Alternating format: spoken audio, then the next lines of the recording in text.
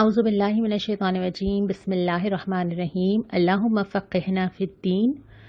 آج ہم پارہ نمبر 10 کا آغاز کریں گے اور پارہ نمبر 10 میں بھی ابھی سورہ انفال ہی جو ہم نے کل شروع کی ہے اسی کا تسلسل چلے گا۔ سب سے پہلے میں وہ جواب دیکھ لوں جو آپ نے مجھے بھیجے ہیں کہ نبی کریم صلی اللہ علیہ وسلم سے کیسا تعلق مطلوب ہے۔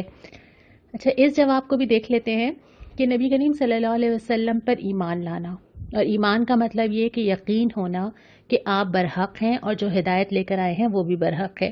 پھر محبت کا ایسا تعلق ہونا جو دکھانا مطلوب نہیں ہے کہ وہ ہر جگہ چمکتی نظر آئے، ہر جگہ قمقمے نظر آئے، سب کو معلوم ہو، بلکہ محبت یہ ہے کہ آپ جس سے محبت کرتے ہیں اس کی طرح بننا چاہتے ہیں، تو نبی کریم صلی اللہ علیہ وسلم کی سنت پر عمل کرنا۔ تیسری چیز یہ کہ نبی کریم صلی اللہ علیہ وسلم کی مدد کرنا، اور وہ مدد اللہ تعالیٰ اپنے دین کی مدد کو قرار دیتا ہے۔ حضرت عیسیٰ نے بھی اپنے حواریوں سے پوچھا تھا من انصاری اللہ، کون مدد کرے گا میری اللہ کے لیے، اور انہوں نے جواب دیا تھا نحن انصار اللہ، ہم ہیں اللہ کے مددگار۔ اللہ کو مدد کی ضرورت نہیں ہے، لیکن اللہ اپنے دین کی مدد کو اپنی مدد کہتا ہے۔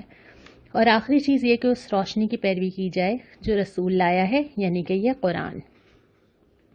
اس کے بعد پھر میں آپ سے ایک سوال ابتدا میں ہی کر لیتی ہوں، اور وہ سوال یہ ہے کہ اللہ تعالیٰ کے پاس کن لوگوں کا درجہ بڑا ہے۔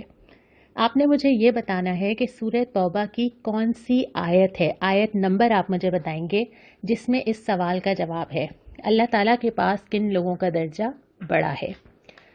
پہلے ربع کا جائزہ لے لیتے ہیں۔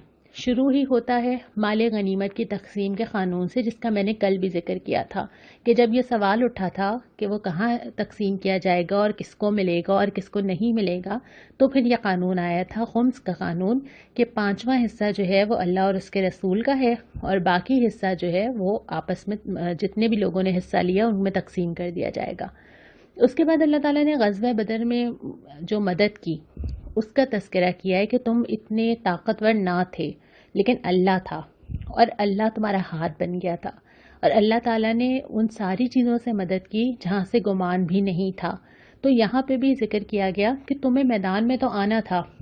اگر ہم آج کے زمانے کے لحاظ سے جب ہم ہر چیز کو اتنی عقل سے سوچتے ہیں اور اتنا کیلکولیٹ کرتے ہیں، اگر اس زمانے میں کیا جاتا تو غزوہ بدر شاید ہوتی ہی نہ، لیکن لوگوں کو یقین تھا کہ ہمیں تو ایمان لے کر آنا ہے، جو کمی کمزوری ہوگی اس کو اللہ تعالیٰ پورا کرے گا، اور اللہ نے کیا۔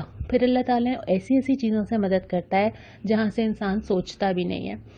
پھر اس کے بعد فرمایا لیکن جو کام تمہیں کرنا ہے نا وہ یہ کہ آپس میں جھگڑنا نہیں۔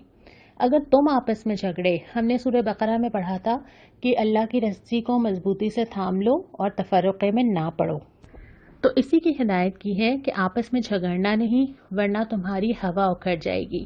یعنی اگر آپس میں تفرقے ہوں گے، اگر آپس میں آپ گروہ بن جائیں گے تو پھر آپ کی کوئی طاقت نہیں رہے گی، نہ آپ کے کافروں کے اوپر روب رہے گا، اور شاید مسلمانوں کے ساتھ ابھی یہی ہوا ہے۔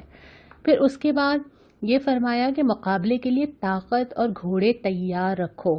یہ ان لوگوں سے بات ہو رہی ہے جو ابھی تعداد میں بہت تھوڑے سے ہیں، لیکن فرمایا کیا جا رہا ہے کہ تمہیں مقابلے کے لیے تیاری کرنی ہے، اور جس وقت کے جو ہتھیار ہیں، کسی وقت میں یہ ہتھیار گھوڑے ہوں گے، کسی وقت میں یہ ٹیکنالوجی ہوگی، تو جس وقت کی جو ضرورت ہے اس کو پورا کرنا، اپنے آپ کو کیپیبل بنانا، مقابلے کے لیے تیار ہونا بہت ضروری ہے۔ لیکن اس کے ساتھ ساتھ غلبہ دین کے لیے یہ چیزیں ضروری ہیں، ان کا انتظام بھی کرنا ہے، لیکن جو سب سے زیادہ مطلوب ہے وہ اخلاص ہے۔ اخلاص نیت، تقوی، صبر، یہ 3 چیزیں مختلف مواقع پر ذکر کی ہیں کہ اگر تمہارے اندر صبر ہوگا، یعنی تم ٹھہرنے والے، استقامت دکھانے والے ہوگے تو اللہ مدد کر دے گا۔ تمہارے اندر تقوی ہوگا تو تم ہی غالب رہو گے۔ تمہارے اندر اخلاص ہوگا تو اللہ تمہاری مدد کے لیے آ جائے گا، تو دوسری چیزوں کی کمی کو اللہ تعالیٰ پورا کر دے گا، اس میں کمی نہیں ہونی چاہیے۔ اور پھر فرمایا کہ سچے مومن تو وہ ہیں جو ایمان لائے، ہجرت کی اور جدوجہد کی۔ پارہ نمبر 10 کا دوسرا ربع سورہ توبہ شروع ہوتی ہے، اور سورہ توبہ قرآن کی وہ سورت ہے جس میں بسم اللہ نہیں پڑھی جاتی۔ اس سورت میں اللہ تعالیٰ نہیں چاہتا کہ اس کی صفت رحمان اور رحیم کا ذکر کیا جائے، کیونکہ یہ سورت چیلنج کرتی ہے۔ یہاں پہ معاملہ یہ نہیں ہے کہ معاف کر دیں گے، رحم کی امید لگائیں، نہیں، ابتدا سے ہی یہ سورت چیلنج کرتی ہے کہ اللہ اور رسول کا اعلان برات ہے، اور ان تمام لوگوں سے ہے جو اسلام کے دائرے میں نہیں آتے۔ اسلامی نظام آنے کے بعد صرف 3 آپشنز رہ جاتے ہیں، یا تو اسلام لے آیا جائے نمبر 1، نمبر 2 مقابلہ کیا جائے، لڑا جائے۔ نمبر 3 ذمی ہو جایا جائے، یعنی جزیہ دیا جائے، ٹیکس دیا جائے اور اسلامی حکومت کے تحت رہا جائے، کیونکہ اسلام کمپرومائز کرنے کے لیے نہیں ہے۔ یہ نہیں ہو سکتا کہ دوسرے بھی دین غالب رہیں اور اسلام بھی غالب رہے، یہ پاسبل ہی نہیں ہے، یہ فطری چیز ہی نہیں ہے۔ اسلام نے تو پوری دنیا پہ غالب ہونا ہے، اور اگر اس نے غالب کرنا ہے تو اس نے سامنے والوں کو سرنڈر کروانا ہے۔ تو جو اسلامی مملکت کے آنے کے بعد یہ جو صورت ہے، یہ اسی چیلنج سے شروع ہوتی ہے۔ چیلنج کیا جاتا ہے، قتال کا حکم دیا جاتا ہے، کہا جاتا ہے کہ اگر تمہیں ڈرنا ہی ہے تو اللہ سے ڈرو۔ اس دنیا میں اگر سب سے کوئی پاورفل اور طاقت والا ہے تو وہ اللہ ہی ہے، اس کے علاوہ تو کوئی نہیں ہے۔ اس کے بعد پھر یہ تصور کلیئر کیا گیا ہے کہ کیا تم نے مسجدوں کی مجاوری، حاجیوں کو پانی پلانا، اس طرح کی نیکی کو اور اللہ کی راہ میں جہاد کو، کیا دونوں کو برابر نیکی سمجھ لیا ہے؟ اور پھر اللہ تعالیٰ نے اس بات کو کلیئر کیا کہ نہیں، یہ دونوں برابر نہیں ہیں۔ ہمارے یہاں اس بات کا بہت رواج ہے کہ مسجدوں کی تعمیر کے لیے، مسجدوں کے مینار بنانے کے لیے، کسی ایسی جگہ پہ حاجی ہیں تو وہاں پہ کھانا بانٹنے کے لیے، ان چیزوں کو بہت بڑا ثواب سمجھا جاتا ہے، اور یہ ثواب ہیں، لیکن اس سے کہیں کہیں زیادہ بڑا ثواب یہ ہے کہ اللہ کے دین کو غالب کرنے کی کوشش کی جائے کسی بھی ذریعے سے، جتنا بھی ممکن ہو۔ تو یہاں پہ بھی یہی فرمایا گیا ہے کہ اگرچہ وہ بھی نیکیاں ہیں، لیکن اس سے بہت بڑی نیکی یہ ہے کہ تم اللہ کے دین کے لیے، اللہ کے لیے جد و جہد کرو۔ اس کے بعد پھر ہلکا سا تذکرہ غزوہ حنین کا آتا ہے، اور اس کے بعد پھر اصول بتا دیا جاتا ہے، هو الذی ارسل رسولہ بالہدی ودین الحق لیظہرہ علی الدین کلہ ولو کرہ المشرکون۔ یہ اللہ ہے جس نے اپنا دین اور ہدایت غالب ہونے کے لیے بھیجے ہیں۔ یہ جو اللہ کا دین آیا ہے نا، کسی کو کتنا ناگوار ہو، کتنا برا لگے، کتنا ہی وہ چاہتا ہو کہ ایسا نہ ہو، کافر ہو، مشرک ہو، منافق ہو، لیکن یہ دین آیا ہی اسی لیے۔ اس کو میری انفرادی زندگی سے لے کے میرے پورے معاشرے میں قائم ہونا ہے، اور جب تک یہ نہیں ہوا جب تک ہم دین پہ پوری طرح عمل نہیں کر رہے، تو یہ تو اللہ تعالیٰ نے طے کر دیا ہے۔ اس کے بعد پارہ نمبر 10 کا تیسرا ربع آتا ہے، اور بالکل شروع میں مال جمع کرنے پہ وعید کی گئی ہے کہ جو لوگ باطل طریقوں سے جمع کرتے ہیں، جو لوگ سونا چاندی جمع کر کے رکھتے ہیں، تو اللہ تعالیٰ نے اس پہ بہت وعید کیا ہے کہ وہ اپنے پیٹوں کو آگ سے بھرتے ہیں۔ نسی کے قاعدے کی مذمت کی گئی ہے۔ نسی یہ تھا کہ انسان اللہ تعالیٰ کے ساتھ چیٹ کرنے کی کوشش کرے، نعوذ باللہ۔ اس میں یہ کرتے تھے کہ ہر سال 1 مہینہ ایڈ کر دیتے تھے۔ ابھی تو ہم قمری مہینے کے حساب سے روزے رکھتے ہیں، اور رمضان اب گرمیوں میں آنے لگے ہیں نا، اگر ہم ہر سال 1 مہینہ اضافی ایڈ کرتے جائیں گے تو ہوگا یہ کہ ہم ایک ہی مہینے میں آتا رہے گا، اور اس سے جو ہم ہر موسم میں عبادت کرتے ہیں، کبھی آسانی میں کبھی مشکل میں، اس سے بچ جائیں گے اور اپنی مرضی کے مہینے میں ہی چلتا رہے گا۔ تو یہ ایک طریقہ انہوں نے اس وقت ایجاد کر لیا تھا کفار نے۔ دوسرا یہ تھا کہ حلال مہینے کو حرام اور حرام کو حلال۔ مثال کے طور پہ اللہ تعالیٰ نے حرمت کے مہینے رکھے ہیں کہ اس میں قتل یا لڑائی نہیں کرنی ہے، اس مہینے میں کر لیا، اور کسی اور مہینے کو اس کے آلٹرنیٹ کے طور پہ حرام کر دیا۔ تو یہ چیزیں چونکہ اللہ تعالیٰ نے منع کیا تھا اس سے، اور یہ ایک طرح سے کوشش تھی کہ اللہ کے حکم کو بدل ڈالا جائے، تو یہاں پہ اس کی مذمت کی ہے۔ اس کے بعد فرمایا کہ کیا تم نے آخرت کے مقابلے میں دنیا کی زندگی کو پسند کر لیا؟ یعنی ہر وہ چیز جو انسان کو کسی غلط راستے پہ لے کے جاتی ہے، اس کا آخر میں ایک ہی وجہ ہوتی ہے کہ انسان دنیا حاصل کرنا چاہتا ہے، اس کو یہاں پہ صحیح کیا۔ بلکہ یہ بھی کہا کہ کیا تم زمین سے چمٹ کے رہ گئے جب تم سے کہا گیا کہ نکلو اللہ کی راہ میں، تو پھر تم اپنے وہ گھر، اپنی وہ چیزیں، اپنا وہ کمفرٹ زون، تمہیں وہ چھوڑنا گوارا نہیں تھا؟ تو اس پہ تبصرہ کرتے ہوئے فرمایا کہ آخرت چاہیے یا دنیا چاہیے؟ جو چاہیے اسی کے لیے انسان کو کھپنا بھی پڑتا ہے، لگنا بھی پڑتا ہے، ٹائم بھی دینا پڑتا ہے۔ پھر غار ثور کا واقعہ سنایا کہ جس طرح پریشانی حضرت ابو بکر نے پریشانی محسوس ہوئی، ان کا اظہار ہوا، تو اللہ کے نبی صلی اللہ علیہ وسلم نے کیا فرمایا تھا؟ غم نہ کرو، اللہ ہمارے ساتھ ہے۔ اور یہ ایک چیز سمجھ آ جائے، زندگی آسان ہو جاتی ہے۔ زندگی کا کوئی مسئلہ ہو، اللہ ہمارے ساتھ ہے۔ اور اس کے بعد اللہ تعالیٰ نے فرمایا نکلو، خواہ ہلکے ہو یا بوجھل۔ یہ 2 اپوزٹس ہیں، آپ اس میں کچھ بھی اضافہ کر لیجئے، ہلکے ہو یا بوجھل، بیمار ہو، تندرست، جوان ہو، بوڑھے، زیادہ پیسے رکھتے ہو، امیر ہو، غریب، جو بھی شامل کر لیجئے۔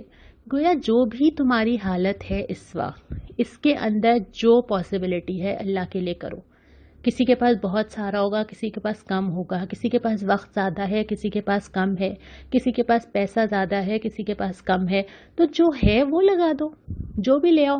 مجھے ایک واقعہ یاد آیا، ایک بزرگ تھے حضرت عمر کے زمانے میں، اور جب ان سے منادی کی گئی کہ جو لوگ جہاد کے لیے آ سکتے ہیں وہ آ جائیں، تو ایک اتنے بزرگ تھے کہ ان کی بھویں ان کی آنکھوں پہ گر گئی تھیں اور 2 لوگ پکڑ کے لا رہے تھے۔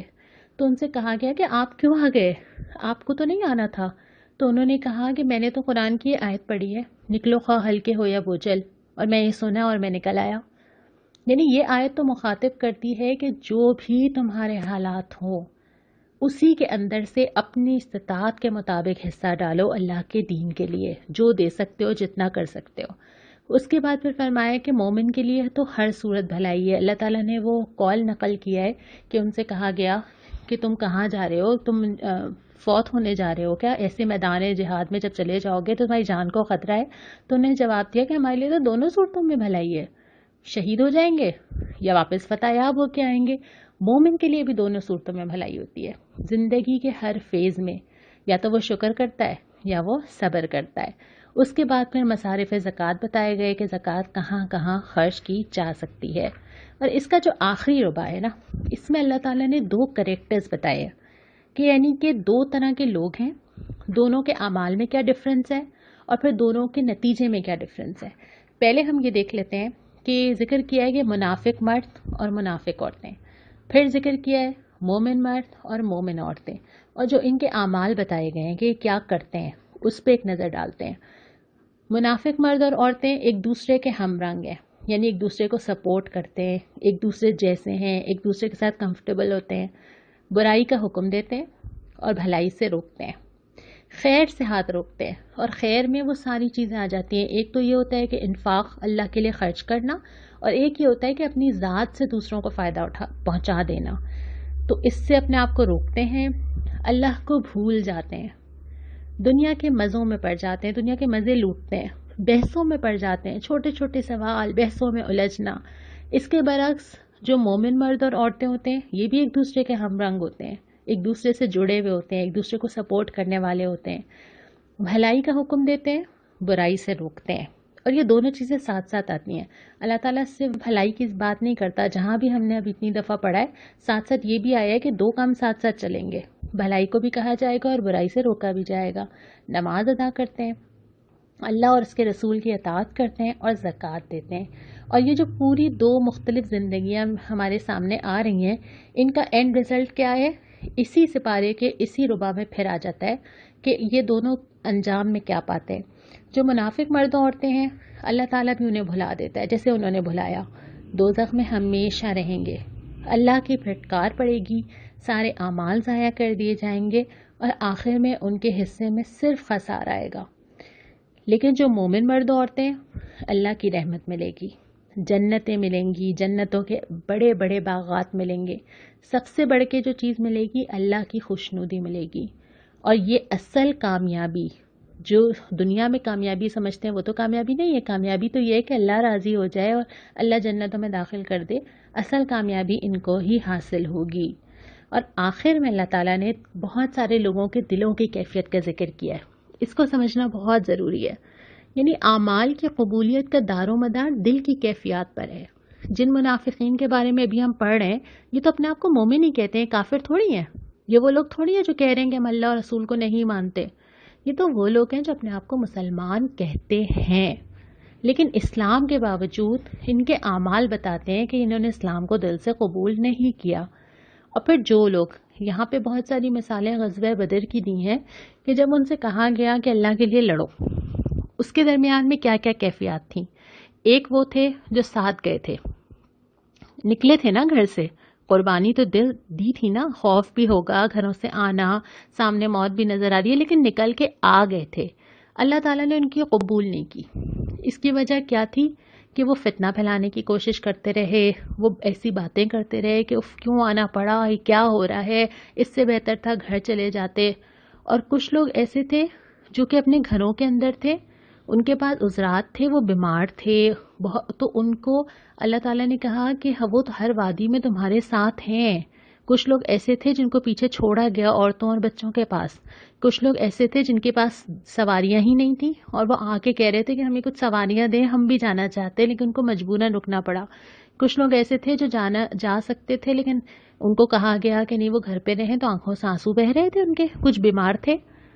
تو اللہ تعالیٰ نے جو ساتھ تھے ان کے بارے میں فرمایا کہ اللہ کو ان کی ضرورت نہیں ہے, اللہ نے ان کا کچھ بھی قبول نہیں کیا. جو گھر پہ موجود تھے اللہ تعالیٰ نے کہا کہ وہ ہر وادی میں آپ کے ساتھ تھے اور ان کو ہر چیز کا اجر ملے گا. کیا فرق تھا دونوں میں؟ دل کہاں تھا؟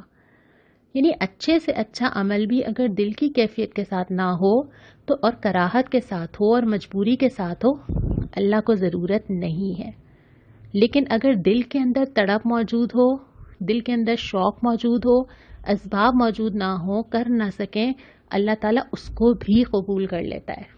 تو سب سے پہلے اپنے دل کے اندر جھانکنا ہوگا کہ ہمارا دل کہاں ہے, اور اللہ تعالیٰ اسی کے حساب سے ہمارے اعمال کو قبول کرے گا. اس کے بعد بس یہاں پہ ہمارا چوتھا ربع بھی ختم ہوتا ہے. پارہ نمبر 10 کے اندر کوئی دعا نہیں آئی تھی, تو اب ہم آج کچھ سوالات لے لیتے ہیں. جو میں نے آپ سے گزارش کی تھی کہ اگر آپ قرآن جو ہم نے اب تک پڑھا ہے اس کے متعلق کوئی سوال کرنا چاہیں تو ضرور کریں. اس میں سے جو فقہی مسائل تھے ان میں سے میں نے بہت ساروں کو تو براہ راست جواب دے دیا, لیکن یہ کہ ہم چونکہ فقہ کی بہت تفصیل میں نہیں جا رہے یہاں پر, تو اس لیے وہ سوالات میں نے نہیں لیے ہیں. اچھا, ایک کوثر پروین سر سید ٹاؤنسن کا سوال ہے کہ کیا ہم لباس کے مقاصد کو پورا کریں؟ دیکھیں کوثر, یہ تو ہم خود بتائیں گے اپنے آپ کو. ہم نے جو لباس کی شرائط پہ بات کی تھی نا, ان کو ہم سامنے رکھیں اور اپنے لباس کو خود چیک کریں, لیکن 2-3 چیزوں کا اس میں خیال رکھنا ضروری ہے. پہلی بات یہ کہ اللہ کی بتائی ہوئی حدوں کو اور کلچر کی چیزوں کو مکس نہ کریں. بعض دفعہ یہ ہوتا ہے کہ ہم کلچرل چیزوں کو صرف اسلامی لباس سمجھ رہے ہوتے ہیں. اسلامی لباس اور ہمارا کلچرل لباس دو مختلف چیزیں. دوسری بات یہ کہ ہم لباس پہ پہلی نظر نہ ڈالیں, ہم پہلی نظر دل کے اندر ڈالیں. ہمارے یہاں جو اسلام پہ عمل کرنے کی ترتیب ہے نا, قرآن شروع کرتا ہے اندر سے, ایمان کی بات کرتا ہے, عقیدے کی بات کرتا ہے, فکر مندی کی بات کرتا ہے, تقوی کی بات کرتا ہے. بعد میں جا کے وہ والے احکامات آئے تھے جس میں اپیرنس چینج ہوئی تھی. ہم جب اسلام پہ عمل کرنا چاہتے ہیں تو ہم باہر سے شروع کرتے ہیں, اور ہم سب سے پہلے اگر بہت زیادہ دیندار نظر آنا چاہتے ہیں تو اسکارف لینا شروع کر دیتے ہیں. حج سے واپس آتے ہیں فوراً اسکارف لے لیتے ہیں. عقیدہ اندر سے درست ہونا, دل کا اللہ کی راہ پہ چلنا, اللہ سے تعلق ہونا, باقی چیزیں زندگی میں خود بخود آتی ہیں. اور یہی غلطی ہم یہ کرتے ہیں جب ہم دوسروں کو جج کرتے ہیں. ہم دوسروں کو بھی ان کے اپیرنس کی وجہ سے جج کرتے ہیں کہ وہ کتنے دیندار ہیں. اصل میں ایسا ضروری نہیں ہے. کبھی کبھی دینداروں والا حلیہ ہوتا ہے لیکن انسان اندر سے دیندار نہیں ہوتا, اور کبھی کبھی بظاہر حلیہ دیکھ کے ایسا لگتا ہے کہ شاید دین کی سمجھ ہی نہیں ہوگی, لیکن وہ انسان بہترین تقوی والا اور بہترین اخلاق والا ہوتا ہے, لیکن اپنا ٹائم لے رہا ہوتا ہے. ہر انسان جو ہے وہ زندگی میں مختلف کشمکش سے گزر رہا ہوتا ہے. ضروری نہیں ہے کہ ہم اس کو جیسا دیکھ رہے ہیں اس کی دل کی کیفیت بھی وہ سب ہو. ہم بہت ساری نیکیاں کرنا چاہتے ہیں, کر نہیں پاتے, اپنے ظاہری حلیے میں چیزیں بدلنا چاہتے ہیں, بدل نہیں پاتے. اس کا یہ مطلب نہیں ہوتا کہ ہمارا اللہ تعالیٰ سے تعلق نہیں ہے. تو پہلی چیز جس کی فکر کرنی چاہیے وہ یہ کہ ہمارا اللہ سے تعلق, ہمارا تقوی, ہماری عبادات کیسی ہیں. پھر یہ بعد میں بہت ساری چیزیں ہیں, یقیناً ان کا بھی اہتمام کرنا چاہیے. اس کے بعد مجھے صدف صادق نے آسٹریلیا سے توجہ دلائی ہے کہ میں نے پارہ نمبر 5 کی ویڈیو میں غلطی سے قتل کرنے کو قتل عمد کہہ دیا ہے, جبکہ اس کی ٹرم قتل خطا ہے. آپ نے بالکل ٹھیک کہا ہے, اور آپ سب اپنے پاس تصحیح کر لیجئے. میں نے ذکر کیا تھا کہ غلطی سے قتل کرنے کا کفارہ کیا ہوتا ہے, لیکن میں نے وہاں پہ ٹرم جو ہے وہ قتل عمد کہہ دی تھی. اچھا ماریہ, آپ کا سوال یہ تھا کہ ماں باپ اگر شرک کا حکم دیں تو کیا کیا جائے. دیکھیں, جہاں ہم نے سورہ بنی اسرائیل میں پڑھا تھا کہ ماں باپ کے ساتھ حسن سلوک کرو, ان کو اف تک نہ کہو, اس کا تعلق ان کے مذہب سے نہیں تھا. ماں باپ اپنی جگہ پہ خواہ وہ مسلمان ہوں یا نہ ہو تب بھی ان کی رسپیکٹ, ان کی عزت اپنی جگہ برقرار رہے گی. البتہ یہ ہے, خالق کی معصیت میں کسی مخلوق کی اطاعت نہیں کی جاتی. جو احکامات اللہ تعالیٰ نے دے دیے ہیں اس کے مقابلے میں, چاہے وہ ماں باپ ہوں, چاہے وہ شوہر ہوں, چاہے وہ کوئی اور انسان ہو, چاہے وہ حکمران ہو, کسی کی بھی اطاعت نہیں کی جائے گی. لیکن جہاں تک خاص طور پہ ماں باپ کا تعلق ہے تو ان کی یہ والی بات تو نہیں مانی جائے گی, لیکن ایسا نہیں ہوگا کہ ان کی عزت میں کوئی کمی ہو. اس کے بعد روبینہ خاور, آپ کا سوال یہ تھا کہ ہم آخرت کو کیسے بہتر کریں. روبینہ, ہم یہ پورا قرآن اسی لیے پڑھ رہے ہیں نا. اللہ تعالیٰ خود ہی ہمیں بتا رہے ہیں، سوال کا جواب تو ہمیں ایک دوسرے کو دینے کی ضرورت ہی نہیں ہے، کیونکہ اللہ تعالیٰ نے اس پوری بک کی شکل میں، قرآن کی شکل میں اور نبی کریم صلی اللہ علیہ وسلم کے ذریعے ہمیں بتا دیا. اور ایسا نہیں ہے کہ ہمیں پتہ نہیں ہے، پتہ ہے، لیکن ہم سب کو تھوڑی تھوڑی ہمت چاہیے اس راستے پہ چلنے کے لیے. اچھا، ایان کہہ رہی ہیں کہ توبہ کے بعد برے کاموں کی گواہی کیا قیامت کے دن آئے گی؟ دیکھیے، برے کاموں کے بھی دو کیٹیگریز ہیں. ایک تو وہ ہے جو اللہ تعالیٰ کے ساتھ میں نے سرکشی کر دی، جیسے میں نے عبادات میں کمی کی، میں نے نماز نہیں پڑھی، یا میں نے کوئی گناہ ایسا کیا ہے. اس میں یہ ہے کہ اگر کوئی چیز ایسی ہے جس کا کفارہ ہو سکتا ہو، جیسے نماز ہے اس کا قضا ہو سکتی ہے، روزہ ہے اس کی قضا ہو سکتی ہے، فدیہ دیا جا سکتا ہے، قسم کھا لی ہے اس کا فدیہ دیا جا سکتا ہے، تو وہ کرنا ضروری ہے. اس کے بعد اللہ تعالیٰ سے توبہ کی جائے تو اللہ تعالیٰ نے یہ امید دلائی ہے کہ انشاءاللہ تعالیٰ اللہ تعالیٰ اس کو معاف کر دے گا اور اس انسان کو ویسا کر دے گا جیسے وہ اپنی ماں کے پیٹ سے آتا ہے، بالکل صاف. لیکن جو دوسرے گناہ ہیں جس کا تعلق انسانوں سے ہے، اگر میں نے کسی کا حق مارا ہے، کسی کے پیسے لے لیے ہیں، کسی کے ساتھ زیادتی کی ہے، تو وہ معاف نہیں ہوں گے جب تک وہ انسان معاف نہ کرے. اسی لیے حقوق اللہ میں کمی تو اللہ تعالیٰ اور میرا معاملہ ہے نا، حقوق العباد میں میرا اور بندے کا معاملہ ہے. تو اس کے بارے میں زیادہ محتاط ہونے کی ضرورت ہے کہ اگر میں نے لوگوں کے ساتھ زیادتی کیا ہے تو مجھے اس زیادتی کو یہیں پہ کلیئر کرنا ضروری ہے، اس کو ختم کرنا، اس کو اس کا حق دینا، اس سے معافی مانگنا بہت ضروری ہے. اور اگر ایسا نہ ہوا تو پھر یہ ایک شکل شاید یہ ہو جائے کہ میرے ثواب اور میری نیکیاں جو ہیں اس کو دے کے جو ہے وہ معاملہ رفع دفع ہو جائے، وہ بھی میرے لیے پھر نقصان ہی ہے نا. تو اس لیے اس معاملے میں احتیاط کرنی چاہیے. لیکن سچے دل سے توبہ پہ اللہ تعالیٰ نے وعدہ کیا ہے کہ اللہ تعالیٰ کی رحمت بہت وسیع ہے اور اللہ تعالیٰ گناہوں کو معاف کر دیتا ہے. اسی طرح کے اور بھی بہت سارے سوالات ہیں، لیکن جس دن تھوڑا تھوڑا وقت ہوگا ہم انشاءاللہ تعالیٰ ان سوالات کو لیتے چلے جائیں گے. اس کے بعد ہم یہاں پہ آج کے سپارے کا اختتام کرتے ہیں. انشاءاللہ تعالیٰ کل ہم 11واں سپارہ شروع کریں گے. السلام علیکم ورحمۃ اللہ.